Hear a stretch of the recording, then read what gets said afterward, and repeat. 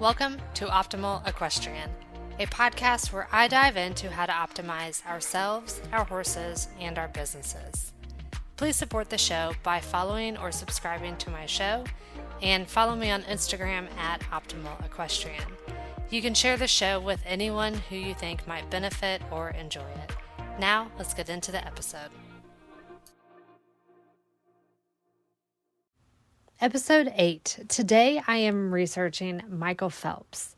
We all know him as one of the goats of swimming. He's an icon of the Summer Olympics, but we often don't hear about his upbringing and his story of how he got into swimming and developed his career. And I really just loved learning about his oddly relatable beginnings. The research for this episode came from his memoir called Beneath the Surface.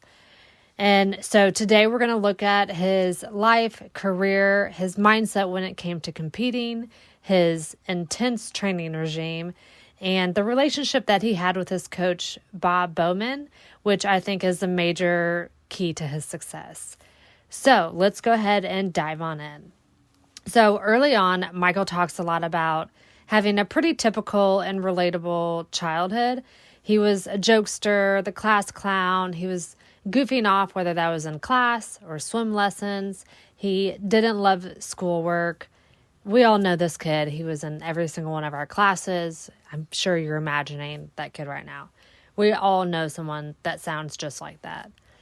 But he had a teacher in elementary school who told him that he couldn't focus, and she just couldn't see him focusing on anything in his life ever, which I'm sure she's regretting saying that now. But he was eventually diagnosed with ADHD, and he was put on Ritalin, which I'm in my 30s, and a lot of kids were diagnosed with this and put on Ritalin. Pretty common, not surprising. So up to this point, pretty normal, pretty relatable. So now we're going to move on to his introduction to swimming. He has two older sisters, and they were swimming with the local swim team, which, fun fact, his sister Whitney actually tried out for the 96 Olympic team, but she was battling a bunch of back injuries that ended up derailing her career. So his sisters are swimming. His mom decides to put him in swim lessons because a doctor had advised him that they should learn to swim for safety reasons. So he goes to swim lessons, and he hates the pool. He's scared to get his face wet. And again, this is not what you would expect, knowing that he turns out to be the best swimmer of all time, but pretty normal, relatable.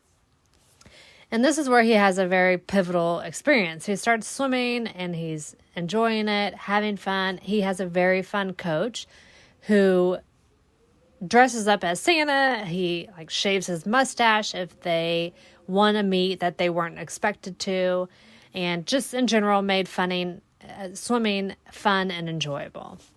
And so at this point, he just remembers being in the pool and swimming. He can't remember his first meet. He's not obsessed with the results.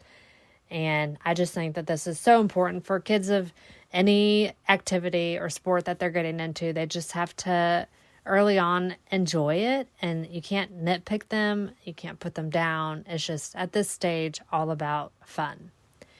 So he's going through all of that, and he really starts getting into swimming competitively after he watches the 96 Olympics. That's when he starts dreaming and thinking about, could I possibly go to the Olympics? Remember, at this point, his sister had tried out, and so it's not exactly out of the realm.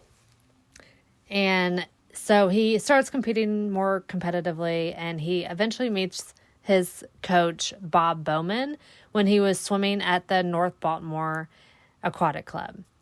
And Bob almost immediately recognizes that Michael had a bunch of talent.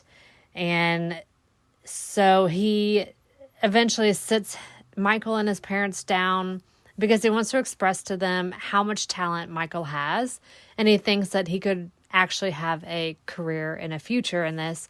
And so he is wanting Michael to really focus in on swimming. At this point, Michael was playing multiple other sports along with swimming.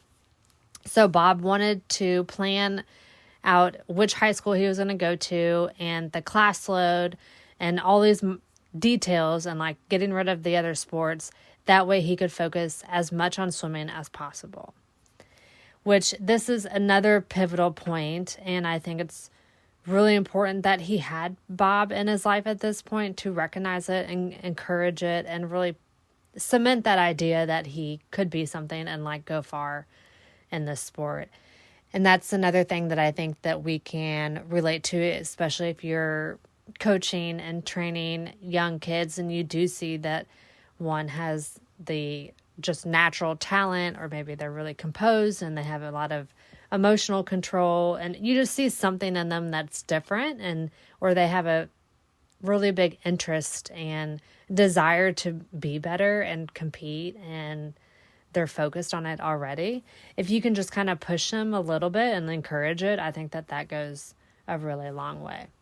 And this is where I begin to not relate to Michael, and where I think he really starts to separate and become special, like laying the groundwork for being one of the greatest of all time. So in high school, he didn't drink. He was often the DD when he did go out. He limited his social life and all of that just to focus on swimming. And he says he doesn't regret it because it allowed him to reach his full potential. And I wouldn't either. And I honestly regret, I cared a lot about my social life and going out and just being a teenager, rebelling. And I just kind of always wonder like what could have been if I had actually focused on one thing, whether that was school or sports or horses. And I just think that it's really admirable from Michael's perspective that he had the focus, drive, and determination at this young age to just focus in on swimming and really maximizing all his time to really be great at swimming and focus on like the training outside of the pool as well as inside the pool, and sacrifice his social life. But I guess as equestrians, it's less important for us because we do have a lot more time than most athletes do. So now at this point, he is fairly young and he decides that he wants to be off Ritalin, and he convinces his mom that he would really work on concentrating and working harder. And so she agrees, and after a year of weaning off the doses, he was completely off of it. And he finally, this was like his first win where he felt like he set his mind to something and worked hard, set a goal, and achieved it. And that's another thing that I think is important for everyone, no matter what your age. But just knowing that if you set a goal and you focus on it, work hard, day in, day out, don't give up. And once you actually achieve it, you're like, oh, wow, there are so many more things that I can do and achieve if I just put my mind to it. I think a lot of times we start it and we're really motivated, and then we eventually just lose. Motivation wanes. It's never going to always be there. But if you push through that, it's crazy what you can accomplish. So now he's competing more, and he went to the junior nationals and he finished in the top 4 3 different times. And he got the Swimming World magazine, and he enjoyed finding his name on the back of it, which I don't know if you all ever got I was an eventer, and so we had these eventing magazines, and I loved looking on the back for our region and seeing whose name was in there.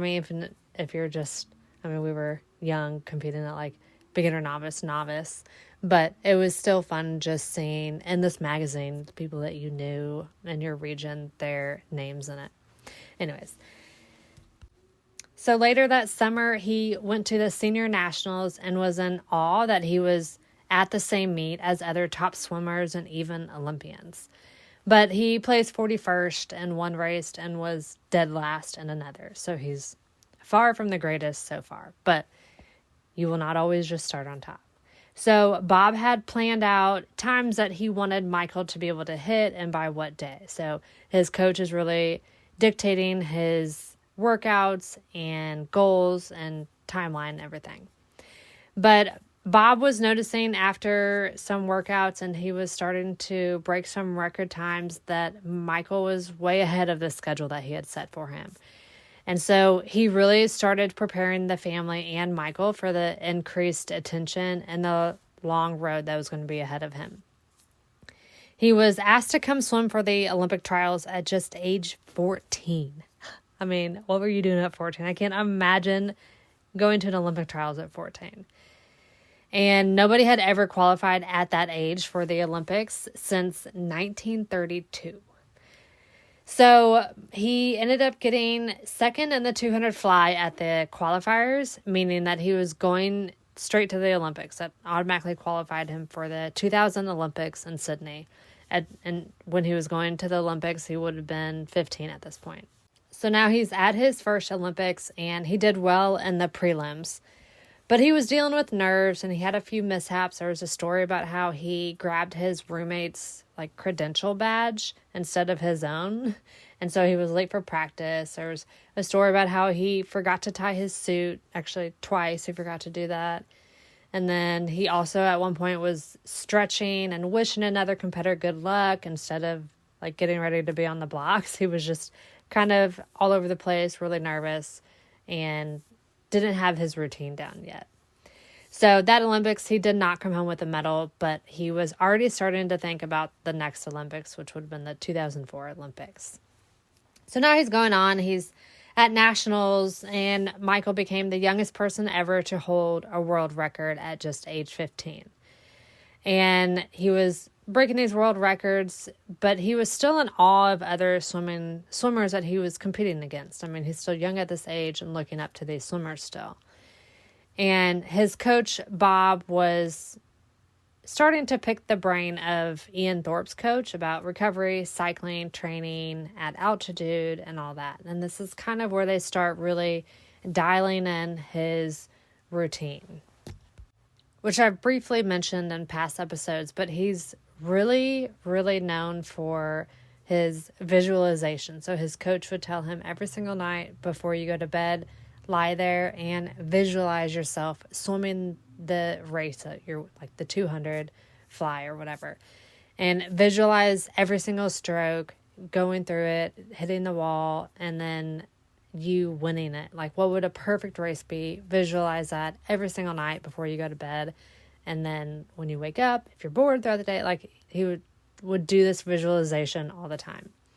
He's also really well known for having a very strict routine down to the minute. And he would play the same songs on his headphones. He would walk out and get on the blocks the exact same way every single time. And then post-race, they would have a routine for his cool down and lactate test, and then warm up again for his next race if he had another one. And so this is where that's really starting to dial in, and he's getting that on point. And his coach is going through his recovery and training and really dialing that in and upping it. So he turns pro his junior year of high school, and now that allows him to accept prize money and sponsorship deals. But it would also mean that he's not eligible to swim for a university at the NCAA level. So now he hires an agent, and to get him sponsorships, he signs a sponsorship deal with Speedo, and he starts doing media training and interviews, and he's giving a lot more autographs, and he's continuing to compete as a pro. And he has a couple meets where there's one where he lost 2 seconds on his previous time for the butterfly, and then another race he got second place in. And this taught him a lesson early on that even though the butterfly was his best stroke, he had to keep getting the reps in. He can't just rest on his laurels and know that he's good. He has to keep working to be able to compete. And Bob would often give him a choice after practice to do extra butterfly laps, and he usually chose not to. But after those performances, he always did the extra laps that Bob gave him. So he broke 3 records at Worlds, and he was starting to feel really confident, and he said he felt a little too confident, kind of where he crossed over into cocky. And so he says the next day he was so loose, he wasn't even nervous getting to the blocks, and he ended up getting second place to one of his teammates. And so that was another lesson for him that, again, he can't just rest on his laurels. He can't be too confident. Anyone can be beaten on any day. Now we're at the 2004 Olympics, and this is where his dominance really came to light, and he really started making a name for himself. At that Olympics, he got 6 gold and 2 bronze. And then in 2005 to 2006 year, he started noticing that he was having a plateau and he wasn't getting any better, but all the other Olympic swimmers that he competed against were getting better. And so he describes his time as being like his mind and swimming were just in quicksand, that he just couldn't get ahead. And so after 18 months of stagnation after the Olympics, Michael was finally winning again, and he ended up breaking another world record. Bob had designed a bunch of workouts while he was, at this point, he's away coaching for the University of Michigan. And so while he was gone, he would make these workouts for Michael, and he structured them like, he calls them like the Tour de France type workouts. And so he would have Michael do all these different events. He did 6 total events, and he would be competing against other swimmers, and the times would accumulate just like the Tour de France. And so that's kind of what pushed him over and got him through that plateau and stagnation. And so then he goes to Worlds, and he said all his teammates were talking like they already had the win in the bag. And at this point, he had already learned that lesson. And so he was very cautious and told them that they shouldn't do that because anything can happen. And what do you know? Something happened. They were disqualified at that prelims this was a relay, and one of them had an early start. And so but Michael did win every other race that he swam in at that meet. So I'm not going to go over the entire career since it is very well documented. He did a lot more winning from this point on. You can definitely look into it, read his book for a much more detailed account of it all. But over his entire career, he accumulated a total of 28 medals at the Olympics, 23 gold, 3 silver, and 2 bronze. And that set the record for the most medal wins by one Olympic athlete. And another thing I want to mention that he talks about in his book, there's multiple occasions where this happens, but his mom was a really big reasoning voice in his life. He would ask her if he could like go bowling or just any kind of activities or get a puppy. And she would never say no to him, but she would explain why that wasn't a good idea or what the consequences might be. And she would say, so do you want to do that? Like, nobody else is an Olympic athlete, and if you go bowling, you might get injured. Like, they can go do that, but you can't because it's going to possibly mean that you couldn't swim at the Olympics. Like, you have a lot bigger consequences than the other kids do. And it always led him to making the right decision. And I just think that that's really important to have that support system behind you and really help you and lead you to making the good, especially at such a young age. Like, I just cannot imagine making so many decisions that are so impactful at that age and being on that big of a stage. I mean, it's just really quite impressive. So I just want to recap this little section about his life and career, the lessons that we can take from him. So the first lesson is making the kids' experiences fun in the beginning. The competition and refinement of a skill can come later in life, especially with horses. We have so much time that the other sports don't have. So just make those, if you're teaching and coaching young kids, just make it fun and enjoyable. Put games into it. Don't be so caught up in like, you need to go to this show and compete and we need to get points, and just let them have fun at that stage. There's plenty of time for that later. The next lesson we can take from him is, if you want something, you will have to work really hard to achieve it. Yes, talent does matter, but hard work matters even more. Talent will only get you so far. What's the saying? Hard work beats talent when talent fails to work hard. So you can't just have talent. Like, if you just have talent and think that'll get you everywhere, you're not going to get far. You also have to work really freaking hard. And if you're not just gifted with talent, then you are going to have to work even harder. You're going to have to set your mind to it, and there's going to be bad days, and you're going to have to push through it. Like, we learned from him, he even plateaus. Like, he had to push extra hard just to get through that plateau. It was miserable for him, but he did it, and there's a lot of more success on the other side of it. He also teaches us that you can't get too cocky. Anyone can be beaten on any day. Don't ever look at your competition and think, oh, this is a given. Like, this is going to be a walk in the park. You don't, especially with horses. I mean, you don't know what your horse is going to do on that day or how they're feeling. That you really need to like put in every single effort to get every ounce out of your horse and yourself every single time. Finally, we can learn from him that even, like I said earlier, the best athletes have plateaus or bad days or weeks or months, but you just have to keep going and push harder even when those things are looking bleak. So now let's look at a little more in depth of his mindset. There's a couple quotes I have from him that I want to share that really key you into his mindset. So one quote I have is, "The point of competition isn't to always take the easiest way out, but to meet the biggest challenge." And this really just shows, he talks about this over and over, that he welcomed competition. He wanted to race against the best, and he wanted to use it as a test of how you can judge yourself and where do you stand. You can't do that if you don't challenge yourself and compete with the best swimmers or riders or compete against the best horses. And so you're going to have to seek out those challenges.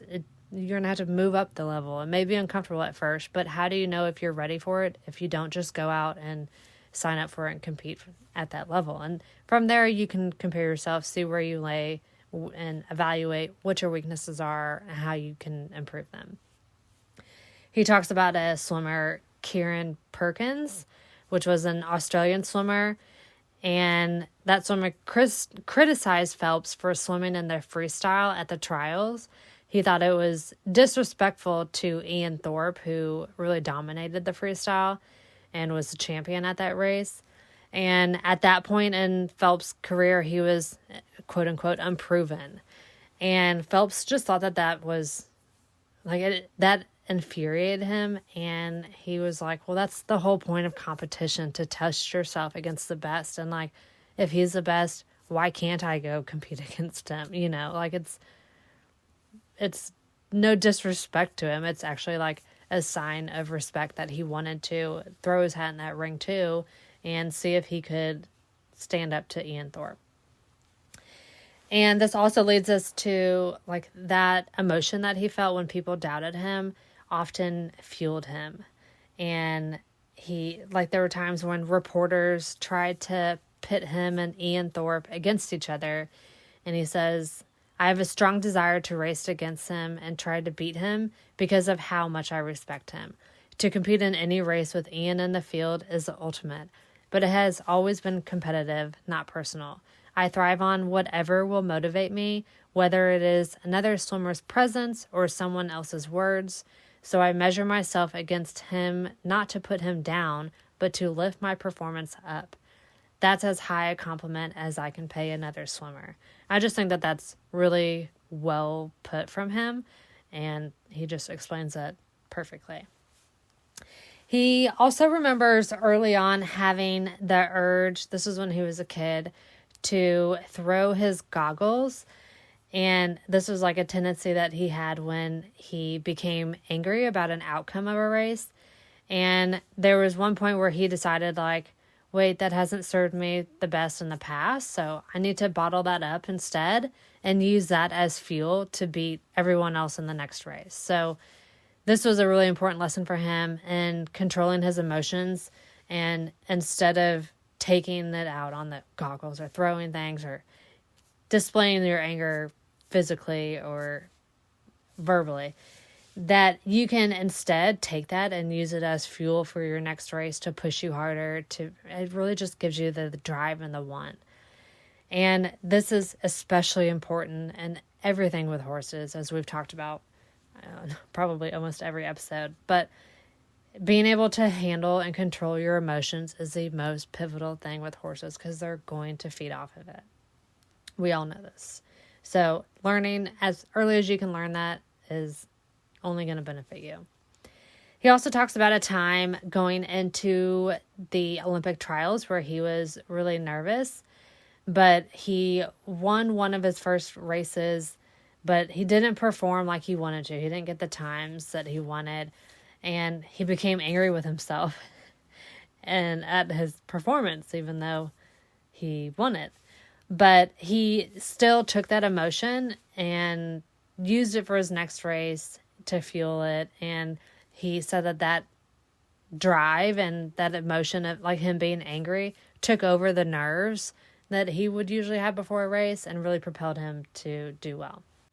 The final quote I want to talk about in regards to his mindset is he says, "Usually I get fidgety when I'm in the middle of the most intense part of my training. As I get closer to a big meet, I get relaxed and laid back because the hard work is done and the fun part, the thrill of the competition, is in front of me." And we talked about this in the Mind Gym episode, but that's the best way to get into the zone when it comes to competing. You have to just trust the work that you put in, all the hours of riding and training in the gym and your horsemanship or your cardio, that you put in all the work and you just now get to go out and enjoy the sport. And you know that your horse is going to do the right things. You're going to be communicating well. And it's just going to help you get in the zone if you just trust yourself. Now I want to look a little bit into his training protocol, mainly just because I think it's fascinating. I don't know how useful a lot of it is to the equestrian world, but anyways, he was never allowed to do many activities outside of swimming. So kind of like I said earlier, no bowling, no outdoor biking. I mean, he was just really limited in like the physical activities in case he got hurt in something. But he did do a lot of cross training, and that would consist of a stationary bike. He would do 4 or 5 varieties of push-ups, often 50 to 100 at a time. Several types of sit-ups and crunches, often 500 a day. And then he would do 5 sets of 8 pull-ups, increasing the weight each time. He also talks about a time that he went to Australia to train with, he was going to train with Ian Thorpe, but he bailed on him. But he still went and trained with Grant Hackett. And he realized that they were so good at freestyle because it's all that they seemed to train. Which I guess that could be related to the equestrian world. If you go to somebody else's farm or ride with a different trainer and you just notice that they're doing something way more often or they're focused on something completely different than you, then it can help you be a little bit more well-rounded and see that there are different ways outside of your normal routine. But he also talks a lot about his workouts from Bob. He tells a story about one of his workouts. It was supposed to be a light workout, and Bob made him keep doing laps of leg kicks, only it was supposed to be 8 laps, and it ended up turning into 24. But he says that it was really important because without all the hard work, the miracles won't happen. He needs those days when his coach pushes him. And this is a good little transition into his relationship with Bob. I think it was a very vital thing for his success. But he says Bob was good at bringing out the most talent in him and had an ability to plow through his attitude. I mean, Bob was coaching him from a young age, so I think we all know how we were as teenagers. You're often a little bit more combative. You don't want the authority all the time. You're seeking freedom. And they didn't always get along. I mean, I don't know who would get along all the time if you're spending that many years and that many hours with a coach. I mean, they were often training twice a day. So for that many years, there's going to be times when you butt heads. And Bob was just really good at managing him and going through, like he knew when to push him. He knew when to not say anything. They oftentimes at meets wouldn't even have to speak words because they had such routine and they knew each other so well and what they needed. And he would use his whistle to communicate with him, like do another lap, faster, slow down, whatever. But Bob knew which races to be calm and positive before and which ones he needed to get in Michael's face and like pump him up. And he always set high expectations for him that he knew he could reach. He just had to set them high so that he would push and achieve them. He also tried to keep Michael grounded through the highs and lows of competition. Like I said, he had plateaus. He was winning all kinds of Olympic records, and then he would lose, or he would lose a world record. And so it was very up and down. I mean, it's not a straight path up to the top. And Bob was really good at navigating those highs and lows and grounding him when he needed to be, and just being fluid and having that relationship where they can kind of work symbiotically together to achieve what they both wanted to achieve. His coach Bob always scheduled meet days down to the minute, kind of like what I talked about earlier, but he would schedule when he would warm up, warm down, take his laps, get lactate tests, even when to have a snack. And I think that this kind of structure and routine is good for every athlete, but especially one like Michael, who we've talked about was kind of ADHD and just didn't always have a good, easy time focusing on things. And so if you can really structure everything and make it a routine so that he knows what to expect, and his body is almost just working on autopilot on those race days. And we've talked about this in previous episodes too, but that's so important for your horse too, to know what to expect every time that you go ride them, whether it's at home or if you go to a show. If you work them the exact same way that you do at home, then the new environment isn't as scary. They know what's going on. They know what's happening. Yeah, things have changed around them. There might be a lot more horses around them, but they know what they're supposed to be doing and why they're there and what to do. So just in summary of this entire episode, overall, I would just say that I'm really amazed at his determination, even when everyone doubted him, which he had lots of doubters from his early childhood, from that teacher, all the way throughout his career.